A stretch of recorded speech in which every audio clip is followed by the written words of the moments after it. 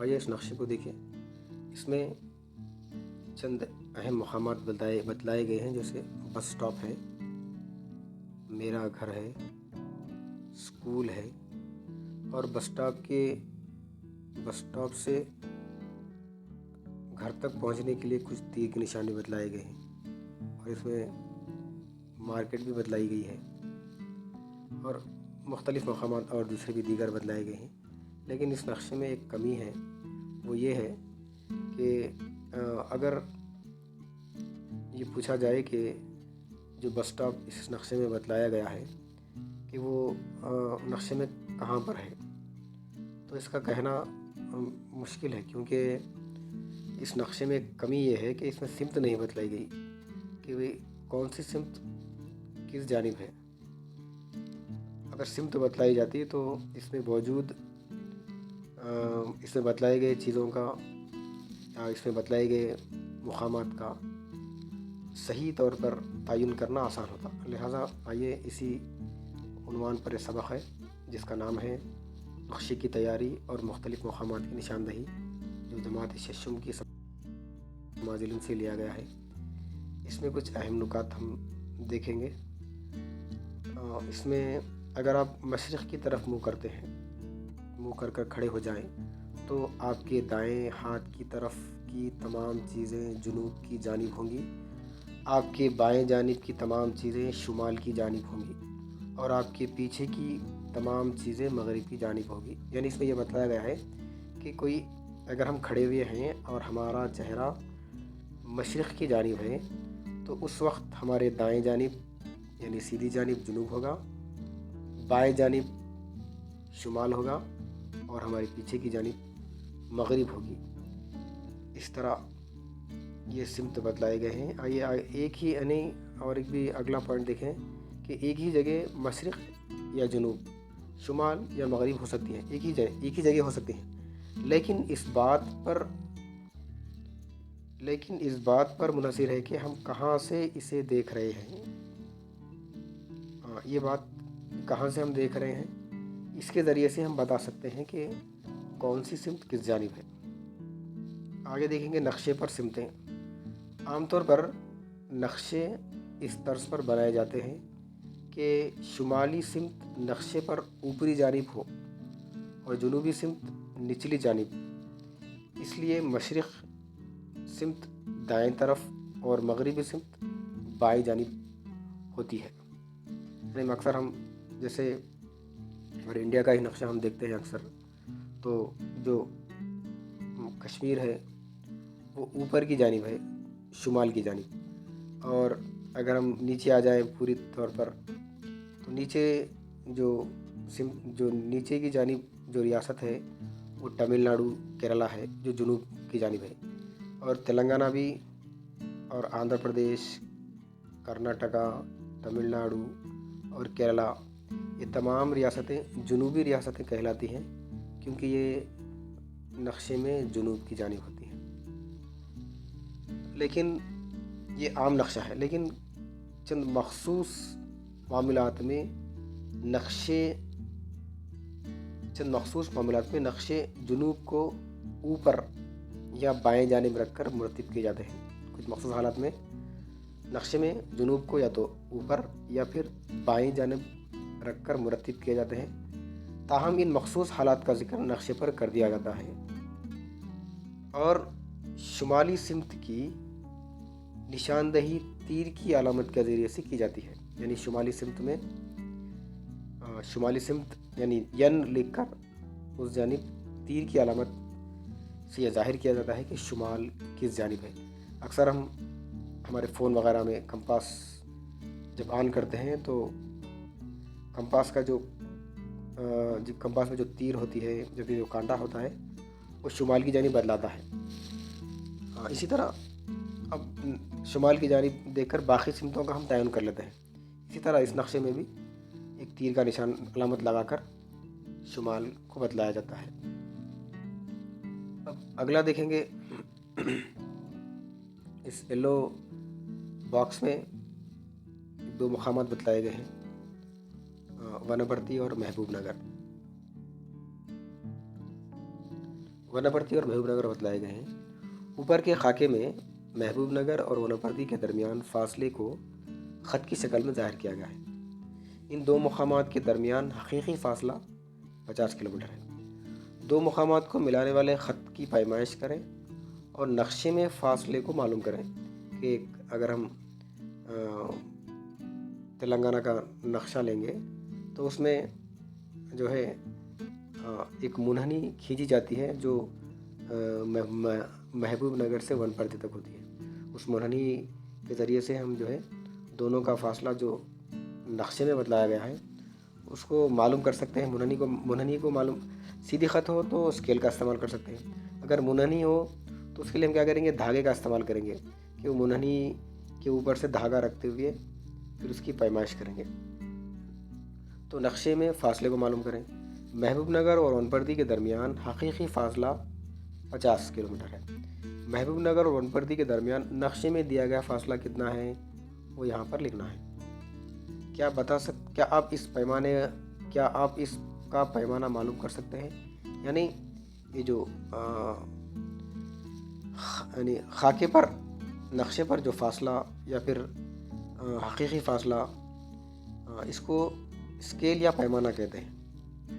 Scale या पैमाना कहते हैं। क्या आप इसका पैमाना मालूम कर सकते हैं? अगर नक्शे का पैमाना एक समर हो तो ज़मीन का हकीकी फ़ासला क्या होगा, ये हमें तयन करना होगा। ये जो है, अगर नक्शे का पैमाना एक समर हो तो ज़मीन का हकीकी फ़ासला क्या होगा, ये हम अगर मैप में देखेंगे तो इसमें ये लिखा होता है, गौर से देखेंगे तो जैसे 1 सेंटीमीटर मसावी है डैश किलोमीटर। अगर हम 1 सेंटीमीटर अगर सेंटीमीटर 1 लेंगे तो कितने किलोमीटर, फॉर एग्ज़ाम्पल अगर 1 सेंटीमीटर लेंगे, 1 सेंटीमीटर मसावी है 10 किलोमीटर लेंगे। जैसे यहाँ पर ये ख़त बतलाई गई है, ये भी कितने सेंटीमीटर है, ये कितने सेंटीमीटर है, उसकी पैमाइश करें। अगर हम तयन कर लें कि 1 सेंटीमीटर मसावी है 10 किलोमीटर, तो अगर 2 सेंटीमीटर हो तो 20 किलोमीटर। एक्चुअली क्या है, महबूब नगर और वनपर्ती का हकीकी फ़ासला 50 किलोमीटर है, तब 5 सेंटीमीटर होगा, तब ये 5 सेंटीमीटर होगा यानी नक्शे में। अब ज़िले के नक्शे को देखें और इसके पैमाने को मालूम करें। इसके बाद आप गांव, शहर वगैरह भी मालूम कर सकते हैं। ये स्केल या पैमाना कहलाता है।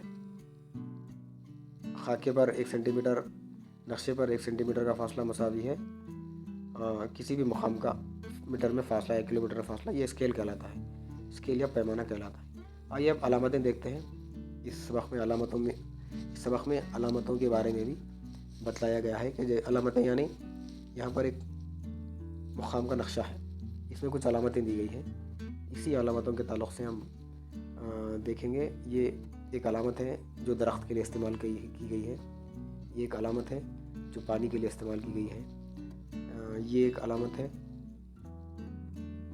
ये एक अलामत है, इसी तरह ये एक अलामत है।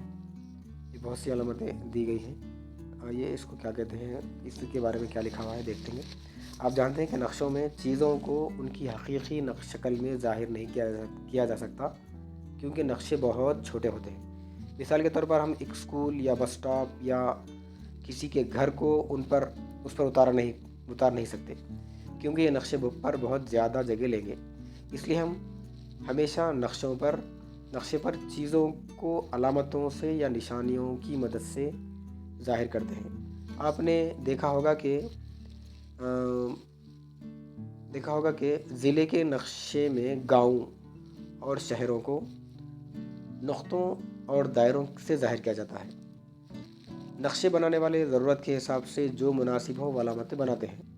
नक्शे बनाने वाले क्या करते हैं, कोई चीज़ बतलाना है तो वो अपने हिसाब से कौन सी भी अलामत लगा सकते हैं, लेकिन चंद मखसूस आम अलामतें जिन्हें रिवायती अलामतें कहा जाता है ये भी इस्तेमाल की जाती हैं उस नक्शे में। यानी कुछ मखसूस अलामतें हैं, उसको उसी अलामत से ज़ाहिर करना है, जैसे ज़ेल के नक्शे में दिया गया है। जी, अब आइए इसको नीचे पढ़ते हैं। फहरिस्त इसकी दी गई है कि ये जो है पक्की सड़क यानी दो मुतवाज़ी खतूत के ज़रिए से पक्की सड़क को ज़ाहिर किया जाता है। इसी तरह ये भी दो मुतवाज़ी खतूत हैं, लेकिन ये डॉट डॉट डॉट से बनी हुई है। ये कच्ची सड़क के लिए ज़ाहिर किया जाता है, इस्तेमाल किया जाता है। ये जो कलर में बताया गया है ये तालाब या पानी के लिए इस्तेमाल किया जाता है। ये दरख्त के लिए, दरख्त की अलामत के लिए इस्तेमाल किया जाता है। ये यहाँ पर एक लंबी लाइन खींची गई है जिस पर छोटी छोटी लाइनों से इसको कट किया गया है, जो है छोटी पटरियों की रेल का रास्ते की अलामत है। इसी तरह ये चर्च के लिए, कलीसा के लिए है, ये मंदिर के लिए है, ये मस्जिद के लिए है। इसी तरह दूसरी अलामतें भी दी गई हैं। यहाँ पर बड़ी पटरियों की रेल का रास्ता बतलाया गया है। रिहायशी यानी किसी कॉलोनी को या फिर गांव या मोहल्ला या बस्ती को बतलाने के लिए ये नक्शा इस्तेमाल किया जाता है। डाकघर, रेलवे स्टेशन, पुलिस स्टेशन, उसको जो है PS या RS के ज़रिए असर लिख कर इसको ज़ाहिर किया जाता है। ये अलामतें हैं जो नक्शे में आसानी से किसी भी मकाम को बतलाने के लिए इस्तेमाल की जाती है। आज का टॉपिक है ग्लोब, ज़मीन का एक नमूना है। सबक का नाम यही है जो जमात शशम से लिया गया है। इसके कुछ अहम नुकात देखते हैं कि ग्लोब ज़मीन का एक नमूना है। ये ज़मीन की शक्ल, ज़मीन, पानी, बर्र-ए-आज़मों और बहर-ए-आज़मों और दुनिया के ममालिक को ज़ाहिर करता है। इस इतनी चीज़ों को ये ग्लोब अपने अंदर लिए हुए है। इन सारी चीज़ों को ये ज़ाहिर करता है। ये ज़मीन जो है ये नीली इसलिए दिखाई देती है कि ज़मीन का एक बड़ा हिस्सा समंदरों से ढका रहता है। ग्लोब पर भी देखिए आप, ग्लोब पर जो है ज़्यादा जो कलर है वो नीले रंग का है, क्योंकि ज़मीन का ज़्यादा हिस्सा पानी से ढका हुआ है। पानी इसको घेरे हुए है ज़्यादा हिस्से को, इसीलिए ये नीले रंग का होता है, नज़र आता है। ऊपर की तस्वीर में हम ज़मीन के सिर्फ एक ही हिस्से को देख सकते हैं जिस पर सूरज की शुआएं पड़ती हैं। यानी एक ही हिस्से को देखने की वजह क्या है कि जिस पर सूरज की शुआएं पड़ेंगी वही चीज़ हम आसानी से देख सकते हैं। आइए हम अगला नुक्ता देखेंगे। ज़मीन गेंद जैसी कुर्रानुमा है। क्या आप जानते हैं कि किस तरह लोग इस पर खड़े होते हैं?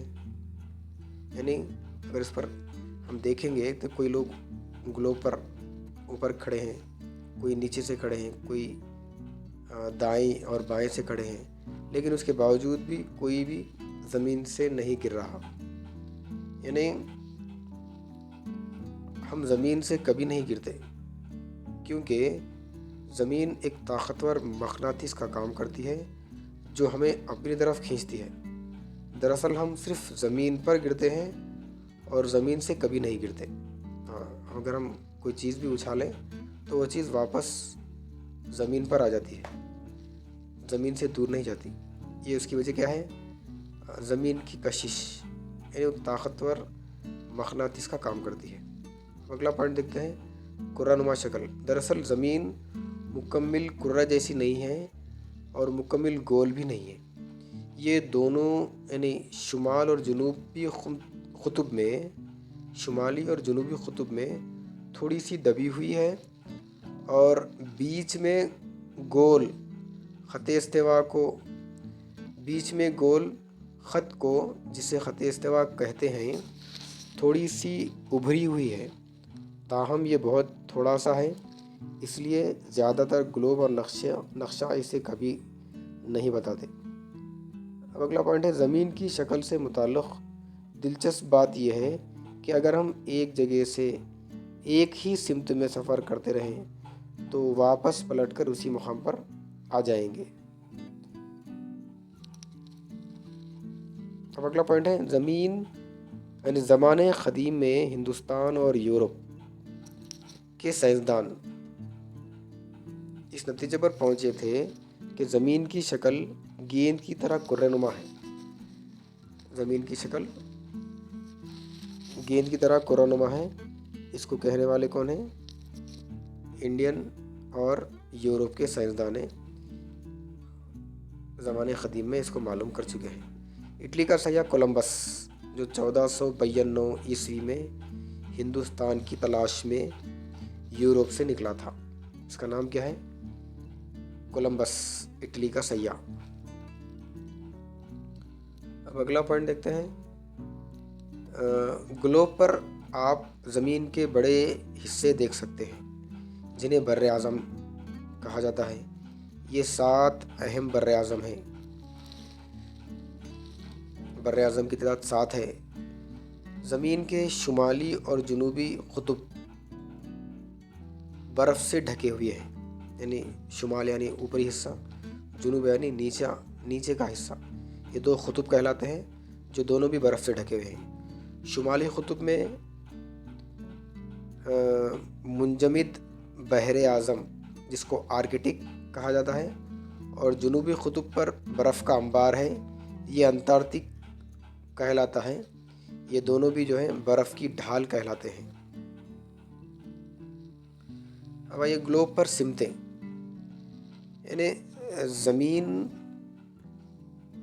ہر روز مغرب سے مشرق کی جانب گردش کرتی ہے۔ زمین اپنے محور پر گھوم رہی ہے، یہ تو ہم جانتے ہیں، لیکن کس سمت سے کس سمت کی جانب گردش کر رہی ہے؟ ہر روز مغرب سے مشرق کی جانب گردش کر رہی ہے۔ آپ نے گلوب پر قطبین کا مشاہدہ کیا ہے، یعنی جو شمال اور جنوب ہے اس کو قطبین کہتے ہیں۔ قطب زمین کے کنارے 2 مقابل حصے ہیں، 2 مقابل میں، اوپر ایک نیچے ایک۔ اگر آپ 2 قطبوں کو جوڑتے ہوئے ایک خیالی خط زمین کے بیچ سے گزرتے ہوئے بنائے، یعنی اوپر قطب سے نیچے قطب کی جانب دونوں کو ملاتے ہوئے ایک لکیر کھینچے بنائیں، تو وہ محور یا خط ہوگا جس پر زمین گھومتی ہے، جس کے اطراف پوری زمین گردش کرتی ہے۔ قطب وہ حصے ہیں جو گردش کے محور کے اختتام پر ہوتے ہیں، یعنی اوپری جانب اور نیچے کی جانب، جس طرح اس نقشے میں بتلائے گئے ہیں کہ قطب یعنی یہ حصہ اور نیچے کا حصہ، اسے قطب کہتے ہیں۔ جو اوپر نارتھ ہے، نیچے ساؤتھ یعنی جنوب ہے۔ اب آگے دیکھتے ہیں گلوب پر لکیریں۔ آپ گلوب پر کھینچی گئی آڑی ترچھی لکیریں دیکھ سکتے ہیں۔ چند شمالی قطب سے جنوبی قطب جاتی ہیں، جبکہ دوسری زمین کے اطراف مغرب سے مشرق کی جانب جا رہی ہے، یعنی شمالی قطب سے جنوبی قطب کو ملانے والی ایک لکیر ہے، پھر مغرب سے مشرق کی جانب اطراف ایک لکیر کھینچی گئی ہے۔ یہ تمام کیسی لکیریں ہیں؟ خیالی لکیریں ہیں۔ گلوب اور نقشہ وضع کرنے والے بناتے ہیں، یہ جو گلوب بناتے ہیں وہ لوگ یہ لکیریں مارتے ہیں۔ اس کی وجہ کیا ہے؟ گلوب پر کھینچی گئی فرضی لکیریں جنہیں عرض بلد اور طول بلد کہا جاتا ہے، یعنی عرض بلد یعنی جو مغرب سے مشرق کی جانب ہے، طول بلد یعنی قطب شمال سے لے کر قطب جنوب تک کھینچی گئی لکیر کو طول بلد کہتے ہیں۔ اور اسی کے ساتھ ساتھ قطبین کے متعلق قدیم ہندوستانی سائنسداں جیسے آریہ بھٹا وغیرہ کو مکمل فہم حاصل تھا۔ قطبین کے تعلق سے ایک سائنسداں جو ہندوستانی ہیں، آریہ بھٹا ان کا نام ہے، ان کو قطبین کے تعلق سے مکمل فہم تھا، اور وہ مقامات کی نشاندہی کے لیے ان اصطلاحوں کا استعمال کرتے تھے کہ کسی مقام کو بتلانا ہے تو جو خیالی لکیریں ہیں اس کا استعمال کر کے کسی بھی مقام کی نشاندہی کر سکتے ہیں۔ اگلا ٹاپک ہے عرض بلد۔ عرض بلد یہ وہ لکیریں ہیں جو مغرب سے مشرق کی طرف بنائی جاتی ہیں۔ عرض بلد، کیا آپ سمجھتے ہیں ان تمام کی لمبائی مساوی ہوگی عرض بلد کی؟ نہیں، بلکہ چھوٹی بڑی ہوتی ہیں، جیسے اس نقشے میں بتلایا گیا ہے کہ کچھ لکیریں خط استوا جو ہے وہ بڑی ہے، پھر خط استوا کے شمال میں جائیں گے تو ایک چھوٹی اور ایک لکیر ہے جو اس خط استوا سے چھوٹی ہے، پھر اس کے شمال میں جائیں گے جو 60 درجے کی ہے وہ 40 درجے سے کم ہے، پھر 40 درجے سے 60 درجے سے اوپر جائیں گے، وہ جو 80 درجے ہے وہ 60 درجے سے کم ہے۔ اسی طرح خط استوا کے جنوب میں جائیں گے تو اسی طرح یہ لکیریں چھوٹی ہوتی ہوئی جائیں گی۔ اگلا پوائنٹ ہے، ان لکیروں میں سب سے بڑی لکیر خط استوا کہلاتی ہے، جو اس نقشے میں بتلائی گئی ہے، اس فگر میں بتلایا گیا ہے خط استوا، جو سب سے بڑی لکیر ہوتی ہے۔ یہ گلوب کو 2 مساوی حصوں میں تقسیم کرتی ہے، شمالی حصہ اور جنوبی حصہ۔ شمالی حصہ نصف کرہ کہلاتا ہے، پھر جنوبی حصہ بھی نصف کرہ کہلاتا ہے۔ ان بر اعظموں کو لکھیے جو اس سے گزرتے ہیں، یعنی جو خط استوا ہے وہ کن بر اعظموں سے گزر رہا ہے وہ گلوب پر دیکھ کر آپ اس کو نوٹ کیجئے، اور شمالی و جنوبی کرے کی بھی شناخت کیجیے، شمال میں کون سے ممالک آ رہے ہیں، جنوب میں کون سے ممالک آ رہے ہیں، اس کو بھی نوٹ کرنا ضروری ہے۔ ہندوستان کس نصف کرے میں واقع ہے، شمالی نصف کرے میں ہے یا پھر جنوبی نصف کرے میں ہے، اور کس نصف کرے میں زمین کی بنسبت پانی زیادہ ہے، یعنی شمالی نصف کرے میں پانی زیادہ ہے یا زمین زیادہ ہے، جنوبی نصف کرے میں زمین زیادہ ہے یا پانی زیادہ ہے، اس کو بھی نوٹ کرنے کی ضرورت ہے۔ اگلا ہے طول بلد، یہ لکیریں ایک قطب سے دوسرے قطب کو ملاتی ہیں، طول بلد شمالی قطب سے جنوبی قطب کو ملانے والی لکیروں کو طول بلد کہتے ہیں۔ عرض بلد کے برخلاف یہ لکیریں مساوی ہوتی ہیں، مساوی لمبائی رکھتی ہیں۔ طول بلد جو ہے یہ پورے گلوب پر قطب شمالی سے قطب جنوبی تک لکیریں پورے گلوب پر کھینچی گئی ہیں جو مساوی لمبائی رکھتی ہیں۔ ان میں 2 اہم طول بلد ہوتے ہیں، گرین وچ طول بلد سے طول بلد جسے 0 درجے کہا جاتا ہے، 0 درجے طول بلد کہا جاتا ہے، اور بین الاقوامی خط نصف النہار بھی کہا جاتا ہے۔